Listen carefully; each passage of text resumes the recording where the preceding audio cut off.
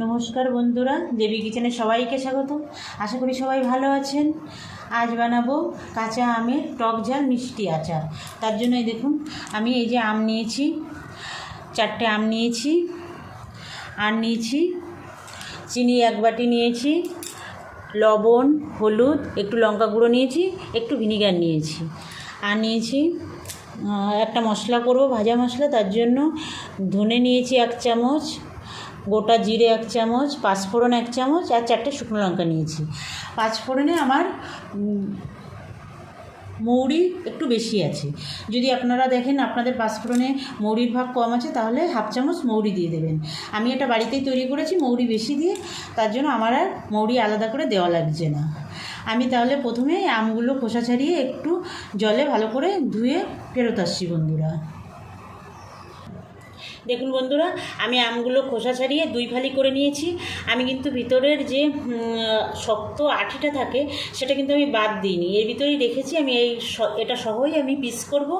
আপনারা যদি মনে করেন যে ওটা ফেলে দেবেন, তাহলে ফেলে দিতে পারেন শক্ত দানাটা, কিন্তু আমার কাছে মনে হয় শক্ত আঠিটা যদি থাকে আচারটা খাওয়ার সময় খুব ভালো লাগে।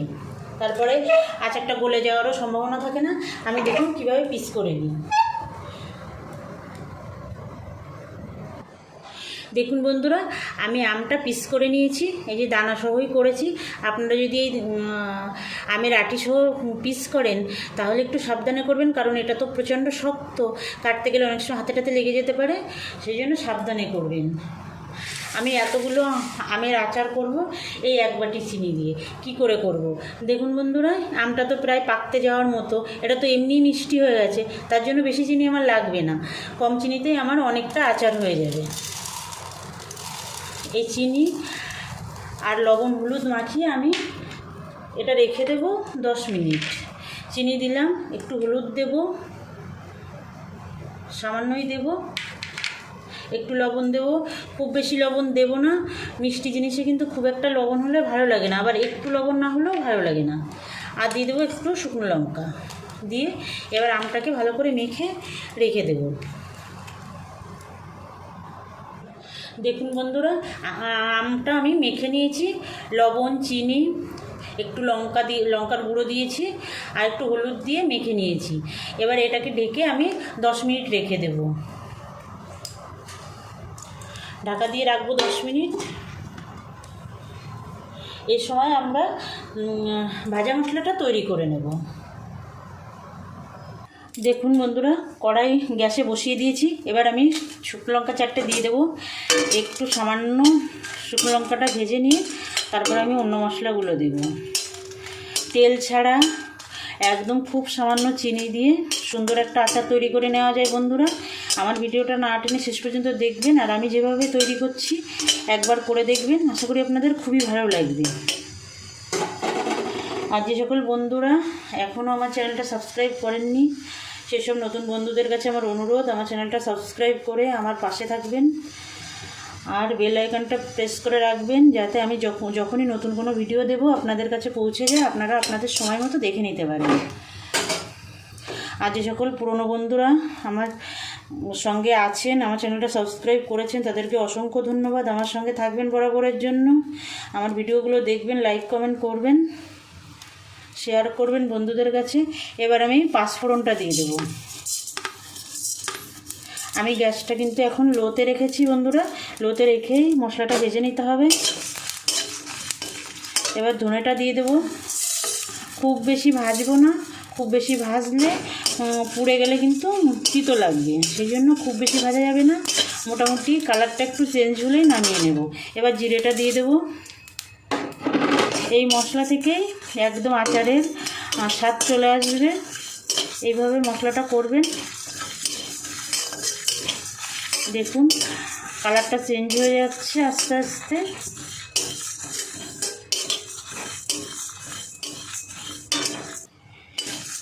এই আচারটা তেল ছাড়া বানিয়ে সারা বছর সংরক্ষণ করে রাখতে পারবেন, রোদ্রে দেওয়া ছাড়াই। আমি সেটা বলে দেবো কীভাবে। দেখুন অনেকটাই চেঞ্জ হয়ে গেছে মশলাগুলো। আর 2 মিনিট ভাজবো, ভেজে নামিয়ে নেব।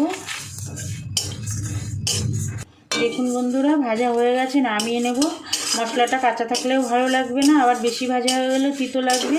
সেই জন্য একদম এইভাবে এই পর্যন্তই ভাজতে হবে। এবার আমি নামিয়ে নেব, নামিয়ে ঠান্ডা করে নেব। দেখুন বন্ধুরা, আমি কড়াইটা বসিয়ে দিয়েছি। আমি এবার এই আমটা দিয়ে দেবো। 10 মিনিট হয়ে গেছে। দেখুন চিনি থেকে অনেকটা জল ছেড়ে দিয়েছে। এই চিনির জলটা দিয়ে দিতে হবে। আমি এই সময়ে গ্যাসটা লো টু মিডিয়ামে রেখেছি। হাইতে দেওয়া যাবে না, হাইতে দিলে পুড়ে যেতে পারে। আমরা যেহেতু জলের ব্যবহারটা করব না, সেই জন্য হাই ফ্লেমে রাখবো না, লো টু মিডিয়ামে আচারটা তৈরি করব। দেখুন কত সুন্দর লাগছে দেখতে।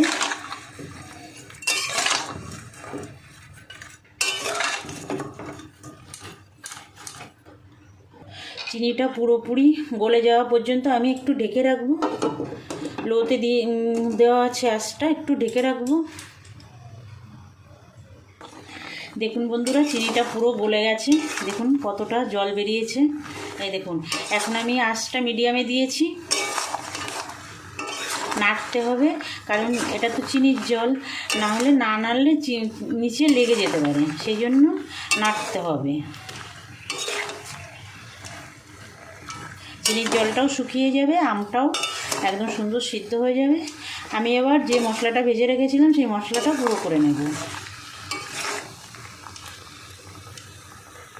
দেখুন বন্ধুরা, আর কিন্তু আমি আমটা ঢেকে দেবো না। এই যে মশলাটা আমি বেটে নিয়েছি, এবার আমি এর হাফ মশলা এর মধ্যে দিয়ে দেবো।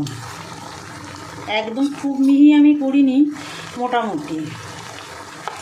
আমি এটা শিলপাটাতে বেটেছি, আপনারা মিক্সিতে চাইলেও বাটতে পারেন, কোনো অসুবিধা নেই। এবার নেড়ে ছেড়ে আচারটা তৈরি করতে হবে। আর ঢাকা লাগবে না।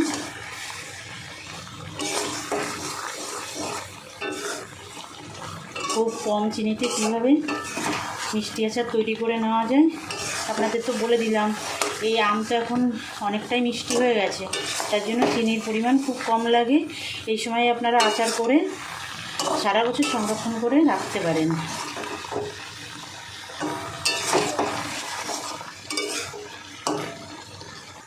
দেখুন বন্ধুরা, আচার কিন্তু প্রায় রেডি। এবার সারা বছর সংরক্ষণ করার জন্য রোদ্দুরে দেওয়া ছাড়াই, তার জন্য আমি একটু ভিনিগার দিয়ে দেব। এখানে 2 চামচ মতো আছে ভিনিগার, পুরোটা দিলাম না, একটু রেখে দিলাম। দিয়ে এবার মিশিয়ে দেব। রোদ্দুরে না দিলেও এই আচারটা সারা বছরই সংরক্ষণ করা যাবে বন্ধুরা। একটু আরও 2 মিনিট জাল করে নেব। দেখুন আমটা দেখে তো বুঝতেই পারছেন সুন্দর সিদ্ধ হয়ে গেছে। আচারটাও দেখে বুঝতে পারছেন ভীষণ লোভনীয় আচার হয়েছে, খেতে দুর্দান্ত লাগে।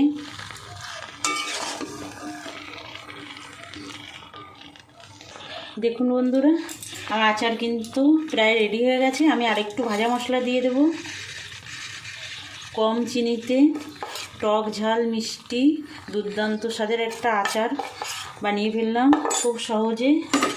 আপনারা বানাবেন একবার। আর এটা রোদ্দুরে দেওয়ার কোনো ঝামেলা নেই, সারা বছর সংরক্ষণ করে রাখা যায়, যার জন্য আমি ভিনিগার দিয়ে দিয়েছি। মিশিয়ে নেব মশলাটা। দেখুন দেখেই বোঝা যাচ্ছে কতটা লোভনীয় হয়েছে।